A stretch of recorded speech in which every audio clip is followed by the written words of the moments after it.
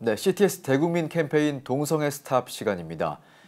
그동안 CTS 뉴스 플러스에서는 동성애 스탑 기획 보도를 통해 동성애에서 벗어난 사람들의 이야기를 비롯해 탈동성애를 위한 다양한 사례 등을 전해드렸습니다. 오늘은 최대진 기자와 직접 이야기 나눠보겠습니다. 스튜디오에 나와 있습니다. 네, 최 기자 어서 오시죠. 네, 안녕하십니까. 지난 4주 동안 동성애 스탑 기획 보도를 통해서 동성애에서 벗어나려고 하는 사람들과 또 동성애가 치유 가능한가 이 문제에 대해서 계속해서 취재를 해오셨지 않습니까? 네, 그렇습니다. 그래서 오늘은 지난 4주간의 동성애 스탑 기획 보도에서 전해드린 소식들을 정리해서 다시 좀 전해드리는 시간 준비했습니다. 네, 우선 동성애에서 벗어난 사람들을 또 직접 만나보시지 않으셨습니까? 최 기자가 보기에는 동성애에서 벗어났다고 주장하는 사람들이 실제적으로 동성애에서 벗어났다고 생각을 하십니까? 네, 결론부터 말씀드리자면 벗어났다고 보입니다. 예. 그래서 벗어난 사람들의 경우 이제 동성애자들이 동성애에서 벗어날 수 있고 또 빨리 벗어나야 한다고 그리고 벗어나길 바란다고 이야기합니다. 예. 지금 이 시간에도 동성애에서 벗어나기 위해 노력하는 사람들이 있거든요. 탈동성애자들과 탈동성애 지향자들은 동성애자로서의 삶 자체가 공허했고 너무나 고통스러웠다고 고백합니다. 이야기 한번 들어보시죠. 이 동성애 생활을 할 때 한편으로는 그 시간은 되게 사실 즐거워요. 그렇게 행위를 하고 누구를 만나고 이런 것들은 참 즐겁지만 그 뒤에 오는 공허함이 모든 동성애자들이 다 있다고 생각이 들어요. 너무 공고했어요. 매일 다른 사람을 만나야 되고 채워지지 않고 또 사정을 한 후에는 너무 그 밀려오는 공허함과 또 죽고 싶은 어떠한 그런 마음들 그리고 아무도 나를 오픈할 수 없는 환경과 계속 불편한 거예요. 그런 것들에서 벗어나고 싶다. 이게 극대화되더라고요. 네, 동성애에서 벗어난 사람들은 동성애에서 벗어난 지금의 삶이 너무나 행복하다고 이구동성으로 말하고 있습니다. 예. 동성애에서 벗어난 사람들의 이야기도 좀 들어보시죠. 또 지금의 모습까지 변화되게 하셨고 또 사실 이제 배우자를 만나고 결혼을 하는 것에 대해서도 또 이제 한 여성을 나의 어떤 배우자를 생각하고 결혼을 하는 문제에 있어서도 하나님이 이제 저에게 그런 부분을 다 열어주셨고 마음의 문을 열어주셨고 예전에는 결혼이라는 것에 대해서 저는 생각할 수 없었거든요. 결혼도 하고 아이를 보는데 너무 행복하거든요. 정말. 그 전에 정말 우리가 그냥 생각하는 거랑 실제로 나와보면 너무 다른 것 같아요. 그래서 앞으로 하나님이 주실 나에게 예비하신 그 축복이 얼마나 큰가 저는 너무 행복하고 정말 그렇게 그냥 매일 사는 것보다 그 죄하고 씨름하는 것도 되게 재밌거든요. 때로는 힘들지만. 네, 두 분이 동성애에서 벗어나서 이제 행복한 가정까지 이루셨는데 지금 눈으로 봤지만 또 많은 분들이 동성애에서 벗어나는 것이 실제로 가능한가에 대해서 많은 의문점을 가지고 계신 것이 사실입니다.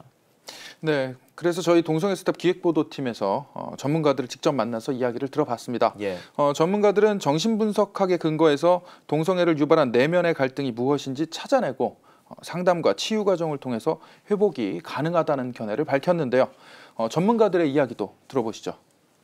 동성애를 고통으로 생각해서 뭐 가족 몰래, 친구 몰래 소위 그 치료를 받으러 상담받거나 또는 정신과 의사를 찾아가는 분들이 꽤 있고 정신과 의사들은 그런 사람들을 치료해주고 있습니다. 전문가들은 우선 동성애자 본인이 두려움을 이겨내고 극복하겠다는 의지를 가져야 한다고 조언합니다. 특히 태어날 때부터 타고났다는 생각 자체를 버려야 한다고 강조합니다. 예. 또한 약물과 같은 일시적인 효과에 의존한다기보다는 전문가와의 상담을 통한 근본적인 치유가 필요하다고 말합니다. 기본적인 거는 아까 전에 얘기했던 것처럼 내적으로 얽혀 있는 문제가 있어요. 응어려져 있는 문제가 있고 그럼으로 해서 이제 어떤 왜곡 현상이 일어나고 이런 걸 다 풀어내야 되는 과정이 꼭 필요해요. 이런 것이 풀어내는 과정이 쉽지는 않습니다. 그래서 간단하지도 않고 쉽지는 않지만 가능해요. 그래서 얼마든지 우리가 도전해 볼 수 있는 거예요. 회복의 어떤 도전. 네, 생각보다 많은 기관과 단체에서 이 동성애자들의 치유와 회복을 위한 프로그램을 실시하고 있는 것으로 알고 있는데요. 네, 조사해보니 예상보다 많은 기관과 단체에서 동성애자들을 위한 상담 사역을 전개하고 있었습니다. 동성애 치유상담센터 홀리라이프를 비롯해 상담기관과 심리치유 프로그램을 진행하는 단체들도 많았는데요.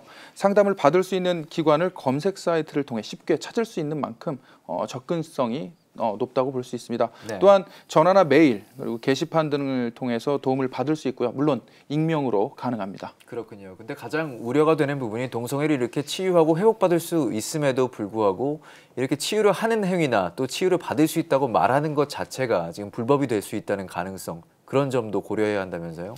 네, 그렇습니다. 2013년 입법 예고됐던 차별금지법안의 경우 동성애 문제점을 지적하는 말이나 글, 심지어 상대방이 주관적으로 차별받았다는 주장만 있어도 처벌 대상이 됩니다. 예.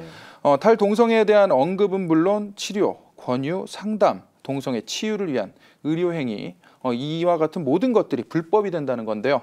동성애자들의 인권을 보호하겠다는 차별금지법이 동성애를 벗어나고자 하는 사람들의 인권까지 박탈하고 있는 상황입니다. 예.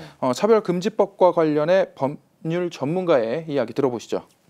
동성애를 위한 자유가 아니라 동성애로부터 자유해지는 것이 진정으로 그들의 인권을 위한 일이다라고 정의를 내린다고 한다면 차별금지법안은 진정한 의미에서의 동성애자 인권을 오히려 후퇴시키고 그들의 삶을 더 방치시키는 그런 악법이 될 수 있죠. 네, 말씀하신 대로라면 도리어 국민과 또 탈동성애자들이 차별을 받는 상황이 발생할 수도 있다는 말씀이시죠? 네, 바로 그 점이 문제인데요. 전문가들은 또 차별금지법이 헌법에 보장된 국민의 안전과 보호의 권리를 침해할 수 있다고 지적하고 있습니다. 국민들의 기본적인 권리인 인권이 동성애자들의 욕구를 지키기 위한 차별금지법 제정으로 묵살될 위기에 처한 상황입니다. 그렇군요. 대다수의 국민이 역차별받는 상황이 발생할 수도 있는 만큼 차별금지법안의 세부적인 내용에 대한 수정이 꼭 필요할 것 같습니다. 오늘 최대진 기자 만나봤습니다.